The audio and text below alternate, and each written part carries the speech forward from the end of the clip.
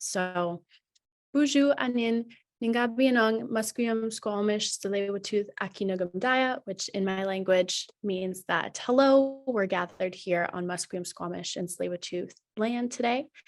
The University of British Columbia is situated on traditional, ancestral, and unceded lands of these three nations, and the campus we're gathered on today is on Musqueam territory.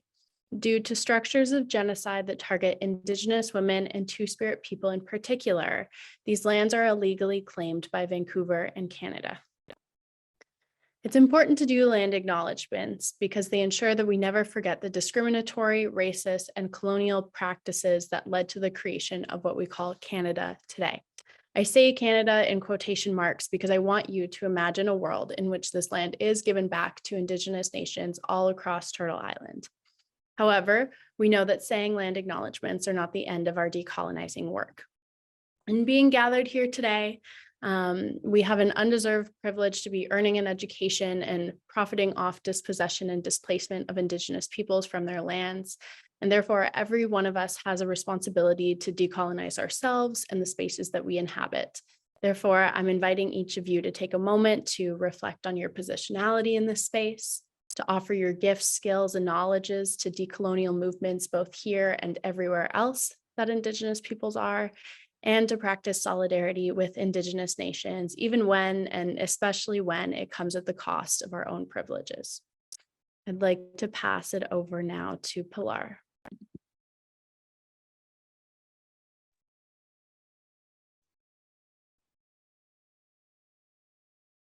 Hello, everyone, and thank you, Taylor, for the land acknowledgement. Before we move into the talk by Mary, I just want to take this moment to pass and honor Dr. Idan Tron, who passed away on Sunday, November 27th. Dr. Tron was an assistant professor at the English department, an associate of our institute, and a partner of our dear colleague, Dr. Chris Patterson. A year ago, more or less, in October of 2021, Idan spoke with Dr. Tifu for this very same series on refugee archives. Here is the poster that it was produced for that occasion. Their amazing conversation not only provoked us to think definitely beyond the grain about archives, biography, images, and photographs. But I think it took to a different level the whole idea of conversation and exchange as a really core of scholarly exchange.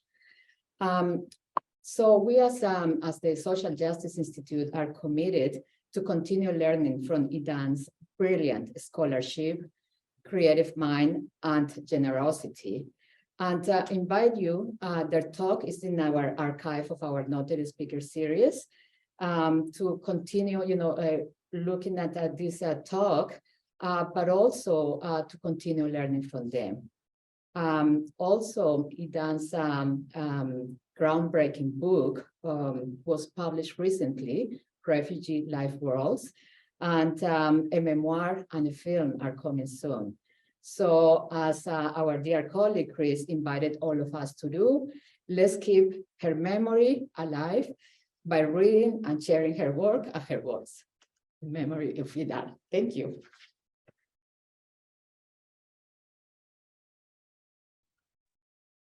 Thank you for those remarks, Pilar. And we will definitely keep all those works in mind. So please, if there's any links that folks can purchase them, feel free to share those. Moving on to some housekeeping notes for today. The event that we're gathered at today is titled the Noted Scholar Speaker Series for 2022 through 2023. And the theme this year is Knowledge Twilights, Sensorial Aesthetics, and Epistemic Justice.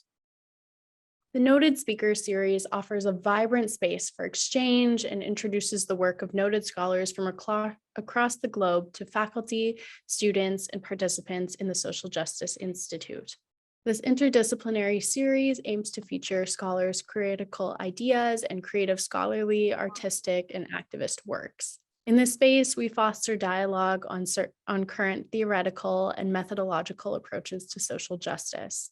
This year, the series explores themes of entangled knowledges, epistemic justice, and transformative social justice. We encourage you to critically and thoughtfully engage today with themes related to extraction, anti-colonial ways of knowing, the ethical, and possibility. Now, I'd like to introduce you to our noted speaker for today. Introducing Dr. Mary Zournazi, Associate Professor of Arts, Design, and Architecture at the University of New South Wales, Australia. Mary's talk today will be on reparation, creativity, and justice. Dr. Zournazi is an Australian filmmaker, author, and cultural philosopher. She currently teaches and researches in many areas, including cinema, culture and emotion, social justice, political love, the impacts of migration and displacement on both self and familiar life, among many other things. She's interested in creative responses to social and economic crises and has a passion for writing and directing essay-style documentaries, one of which our class had the pleasure of watching before this talk today. Her multi-award winning documentary, Dogs of Democracy from 2017, which was about the stray dogs of Athens and the people who take care of them, was screened worldwide. Her most recent documentary film, My Rembetika Blues, is a film about life, love, and Greek music. She is also an established author of several books, including Keywords to War, Hope, New Philosophies for Change, Inventing Peace with German filmmaker Wim Wenders, and most recently, Justice and Love with Rowan Williams. The paper she'll be sharing from today explores how to understand the vital role of reparation in thinking through questions of justice and creative practice. As a filmmaker and documentarian, she's interested in sharing different modes of storytelling that engage with and provide the context for traumas, memories, and everyday experiences that are so often occluded from chronicles of history. Drawing on works of Melanie Klein, Judith Butler, and others, she will share with us some of the conceptual and practical considerations for a new kind of justice and an approach to image making and nonviolence.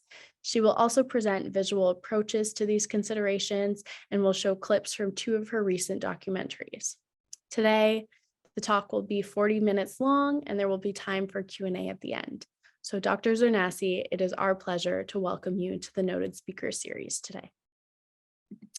Thank you, and thank you, everyone. It's an honor to be here, and thank you to Pilar Riano for inviting me, and I acknowledge the traditional lands in which we stand and are here, and of course, coming from Australia, it's also a big issue for us as well. I just want to make a note that climate change seems to be following me around the world, and so your unusual snow. I showed my screen and my film My Rembetika Blues in Melbourne live in Federation Square, and storms, it disrupted that. So seems to be a common theme of my life at the moment. So I am going to present this talk. I may disrupt the format potentially. I'll just see how we go, because I was expecting a live audience. So I want to keep you engaged. So if there's a moment in which I think maybe we could open up questions, I might do that. But hello to the people in the room. We have 5 here. Hello to all of you in your homes, lounge rooms, libraries, wherever you are. So thank you again.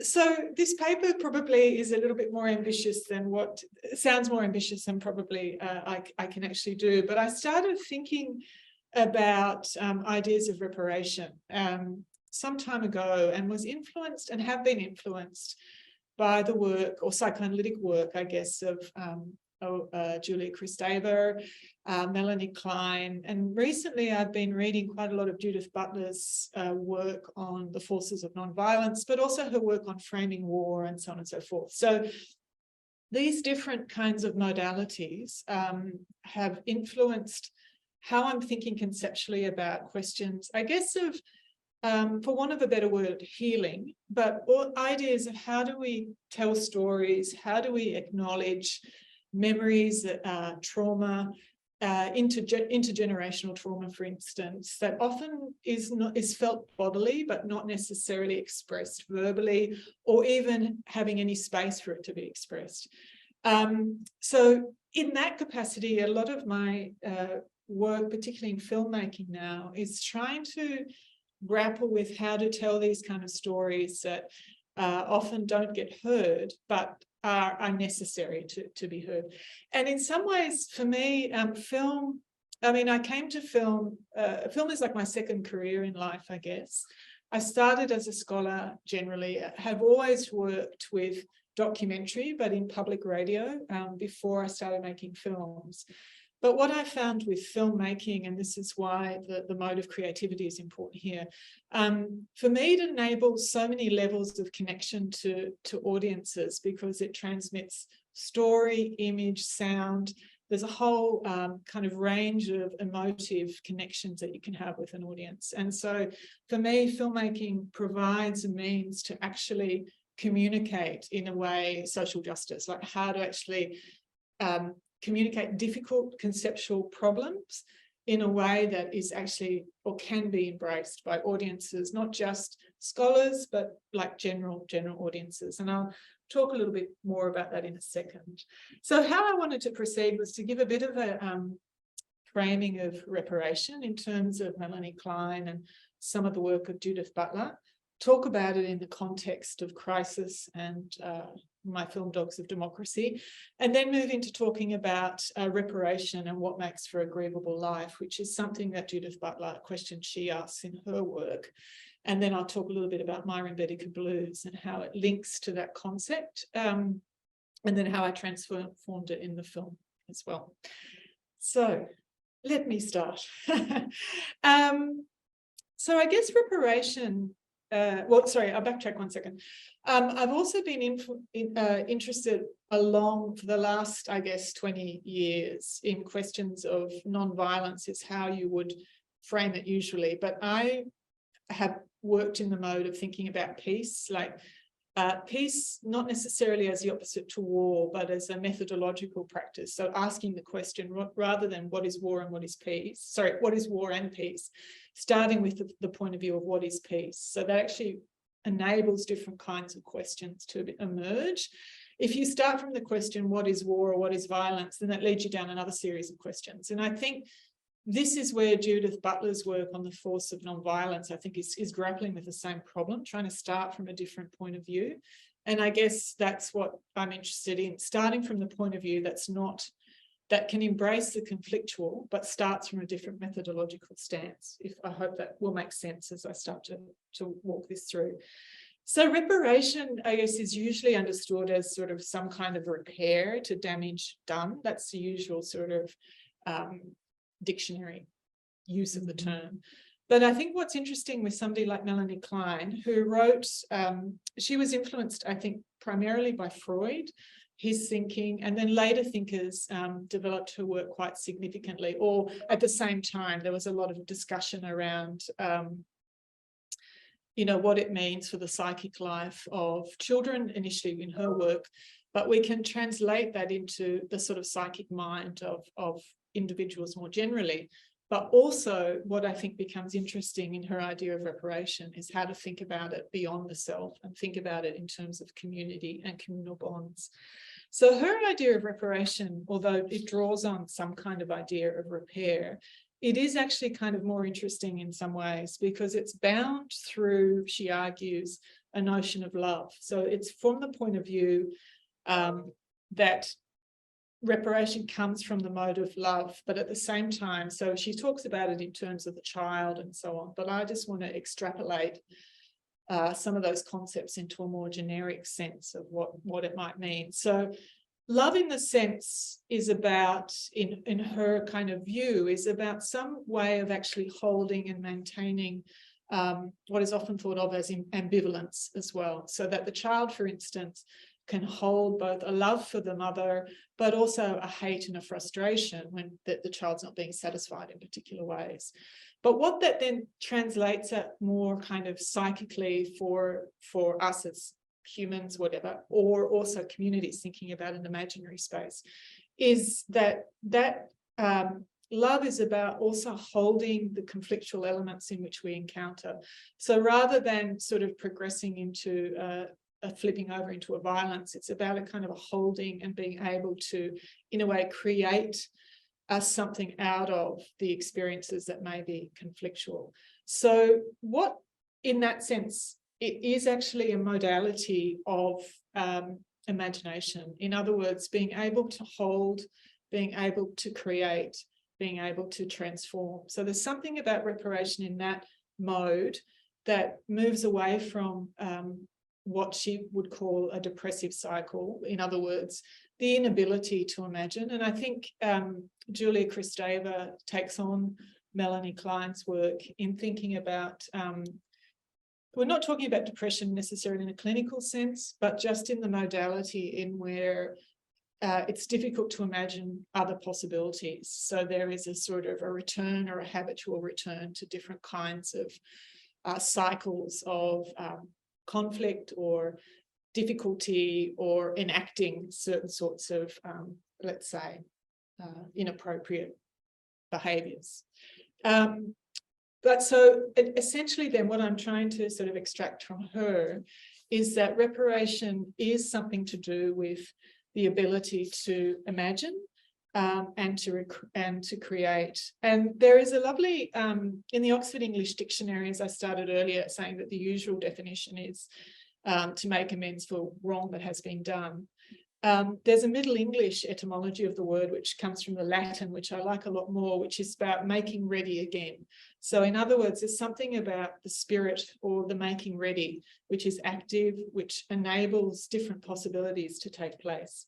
So she herself, Melanie Klein, also talks about it in a verb sense as well, about making reparation, about that ability to, I guess, create, coming out of the self and being able to sort of see in a way beyond the self. But what's really important about Klein, and I think Judith Butler picks it up as well in her book, Forces of Nonviolence, is that for Klein, as I think for Freud, who probably gets misunderstood quite a lot, there is, you know, to be a self or to be an active participant in the world, it's always socially bound. I mean, you can't exist without the connection with others. And I think that's what is important. And that's where I think Judith Butler becomes really interesting, because I mean, she's been thinking for a long time, and she borrows some of Melanie Klein's work in Forces of Nonviolence to just really kind of try to think about what she calls an egalitarian imaginary. And I'll get to that a bit later. Like, it sounds like, what the hell is that? But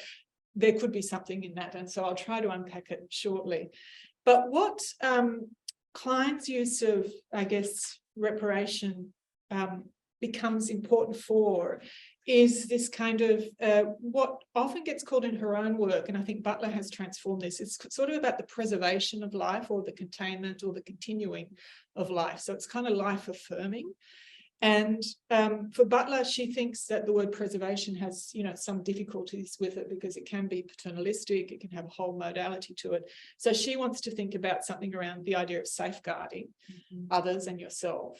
But I think I would move even beyond that to a certain extent, and thinking about different modes of connection. But I'll see if I can outline that in a moment shortly. But what I think is important in just mapping this out is that reparation is about the force of love, a force of imagination, and a force of connection.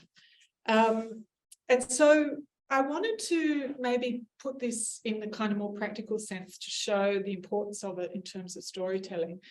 And I guess when I've been trying to investigate different kinds of social and political issues, I didn't have the language for it before, but I think it's starting to sort of form now, how the idea of reparation, in a sense, is about a way of communicating a space that is telling a story, but then is activated in the imagination of others. So as a filmmaker or an author, or whoever you are creating objects, you put them out in the world, but the way in which it's received is also about that kind of the love put into it. So it's hopefully to enable some kind of transformation that takes place. So I wanted to show you a clip from my film Dogs of Democracy in a second. I'll just I've got Pilar here is going to kindly share the screen, and I hope can I just ask you, am I looking at you? I don't know where I'm looking. Can you see me? I mean, am I looking out to the sky or okay, good, yeah, because I don't know what exactly is going on, because usually when you're talking you're seated and I'm sort of standing. So I made this film, Dogs of Democracy, in fact, it was between 2015 and 2016, and it was released in 2017. And it was a film, so I'd been working, had been working on ideas of hope 10 years beforehand.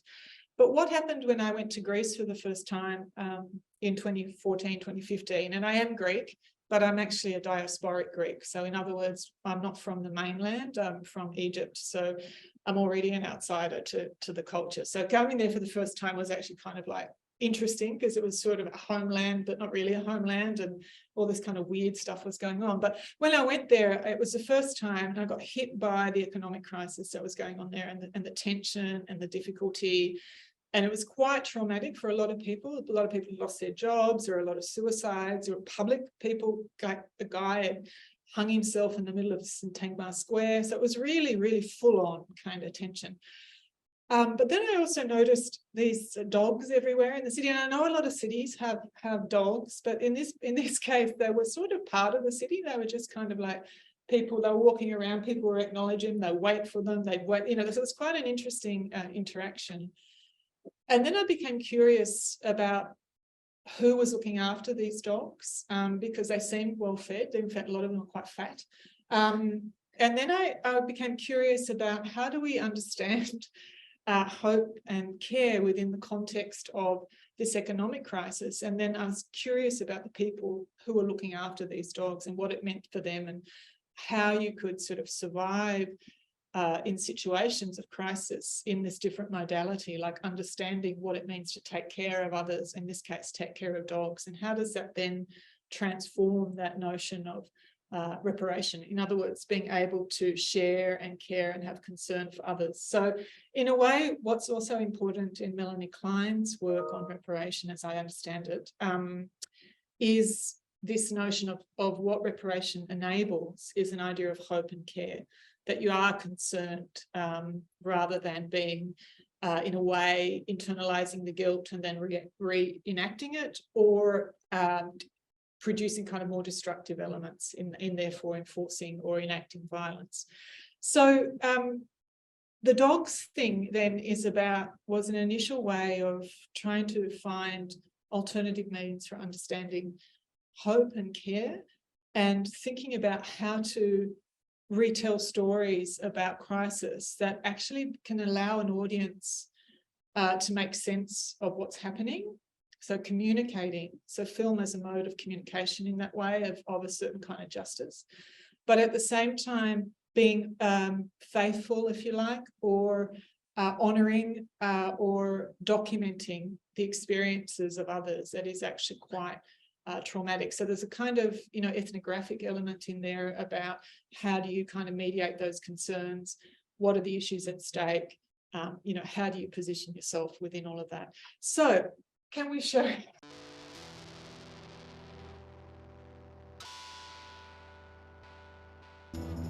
After many years of dreaming about it, I took my first ever trip to Athens to explore the culture of my ancestors. I'd arrived in the middle of a crisis.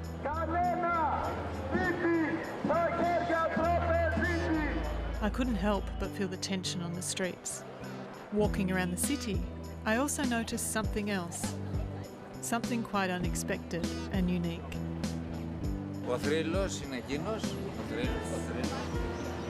Ο Γλύκας είναι στη Βρετάνια, είναι γέρος και αυτός είναι ο Φώτης. Η Φωτούλα, ο Φώτης. Και εγώ είμαι ο Σπύρος. Έλα Φρύλε, πρόσεχε. Τα σκυλιά της Ελλάδας είναι οι αδέσποτες ψυχές στους δρόμους. Είναι πλάσματα που μας ακολουθούν σε όλη μας τη ζωή, στις βόλτες μας. Είναι αυτά που μας κοιτάνε με αυτά τα υπέροχα μάτια και αναρωτιούνται γιατί να ζουν έτσι. Και είναι και λίγοι τώρα που ενδιαφέρονται γιατί έχουν άλλα προβλήματα πιο σοβαρά τώρα. Δεν είναι... Η κρίση.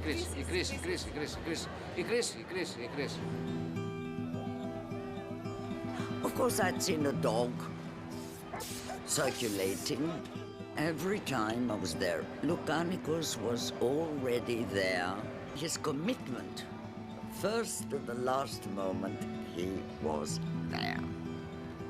Unfortunately, there is a countervailing force, and that is hopelessness, as a result of the failure of the political establishment and Europe in general.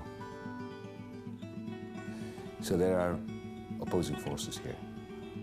But solidarity, of course, is the only source of hope. Do you know much about Lukanikos? A lot. All the Greeks know. Che Guevara είναι dog. Είναι γραμμή. Γι' αυτό και ο Λουκάνικος ήταν μέσα στην ψυχή όλων, από όλες τις πολιτικές παρατάξεις, από όλες τις ιδεολογίες. Lukanikos is a symbol of revolt and of purity. We perhaps feel like the stray dogs of Europe.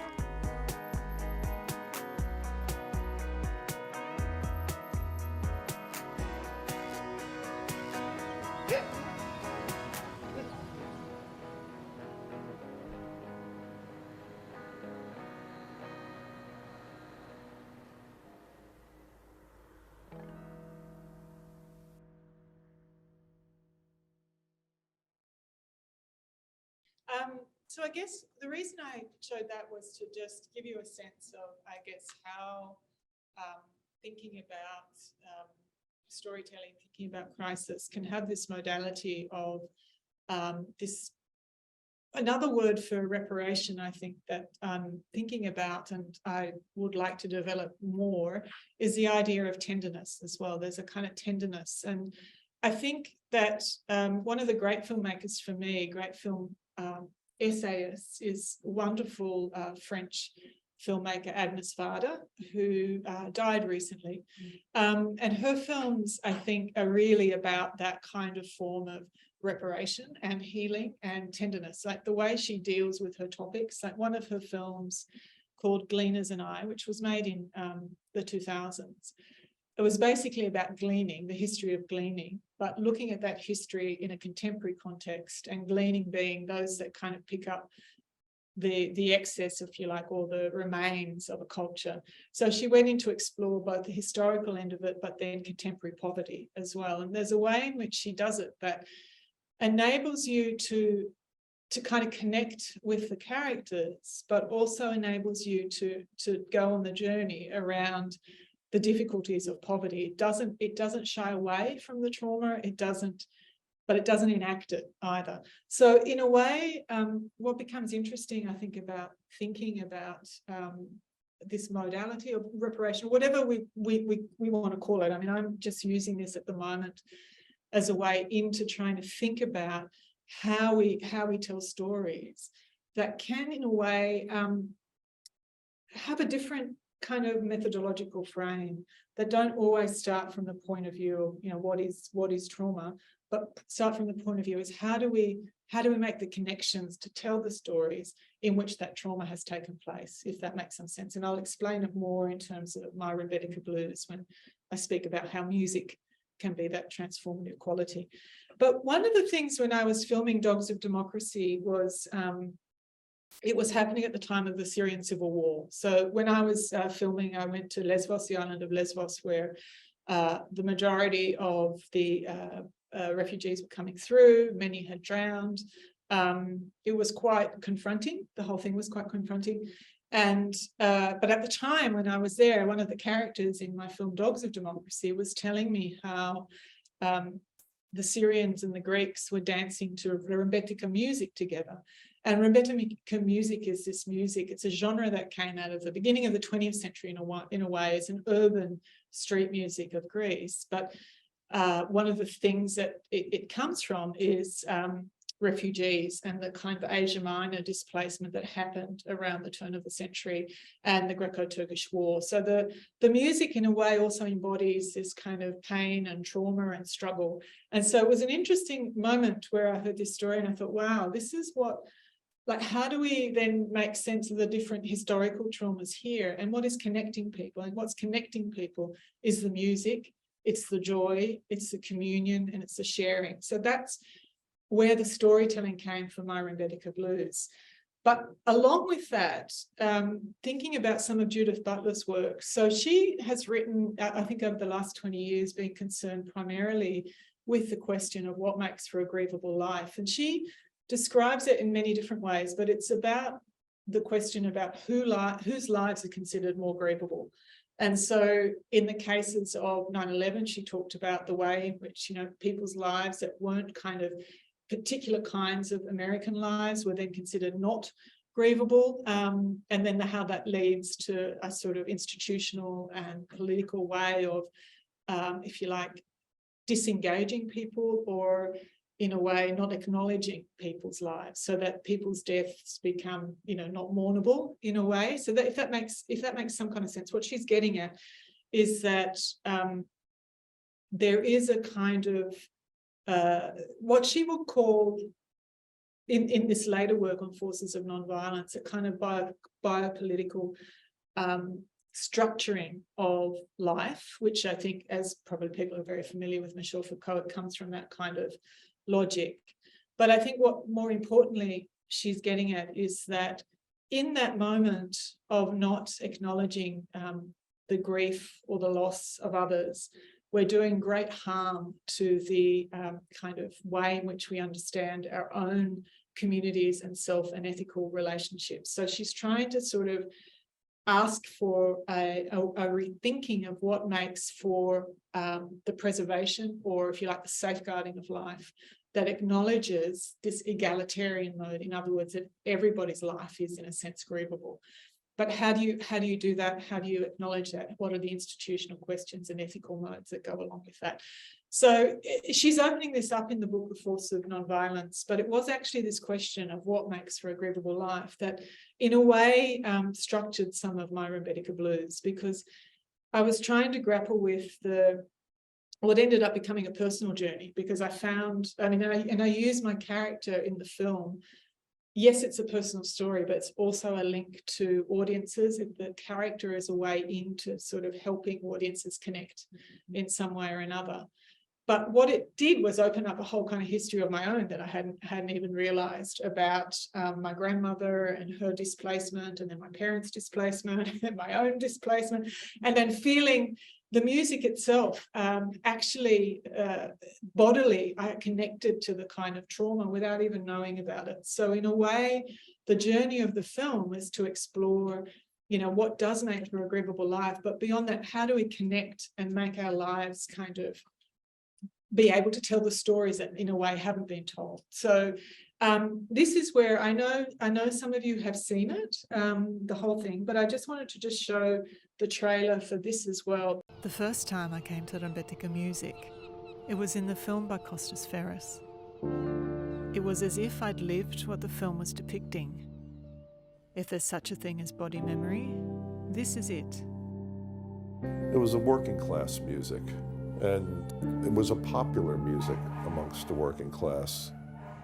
The Rebetiko are full of humor, and the sort of humor that comes from a tough milieu. You know, that's why I've often thought about it as the blues of grief.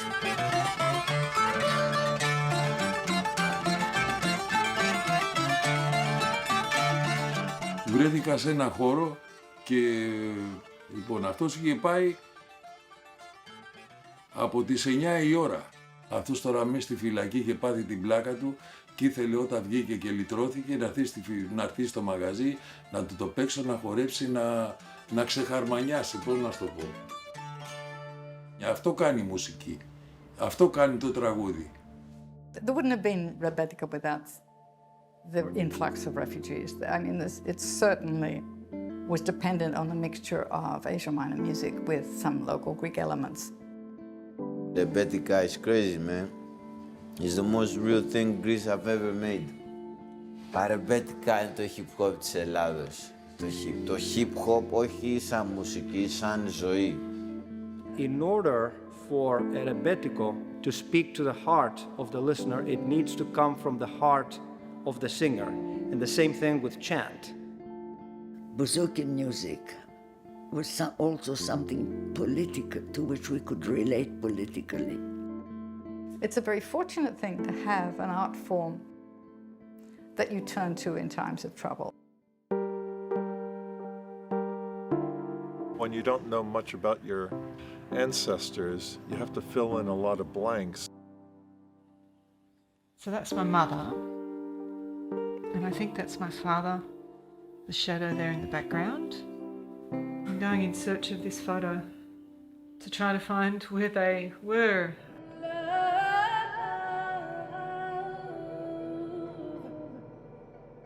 This journey has been one of sorrow, but also great privilege.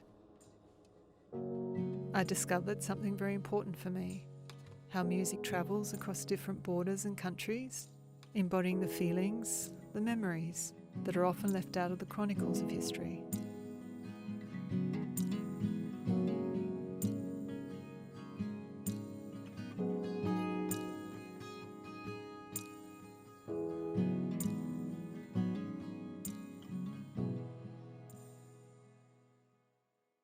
So I just wanted to make some concluding sort of, well, not even concluding, it's been more of a sketch really, and then open it up hopefully for some questions.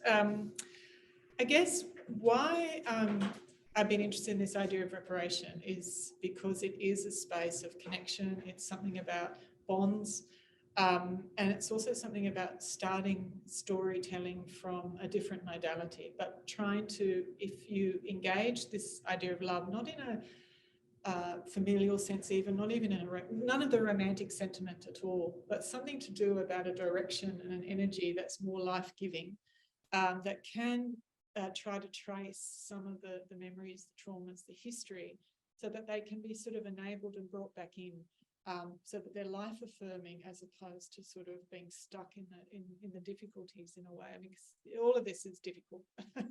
And I think one of the things I was also trying to show in the film is, in my case, I had no documents. I had to work with a photograph. There was nothing left of anything because my parents had left Egypt. There was no longer any trace of where they lived, or they was kind of, but it had gone. There was no real documents. When I tried to trace my grandfather's side in Turkey, all of the kind of language had gone. So Ottoman, in which my grandfather would have been born in, nobody can read Ottoman anymore. So there's so much of this history that we have to kind of reconceptualize, we have to reimagine, and we have to recreate. And I think that's the task for me anyway as a filmmaker.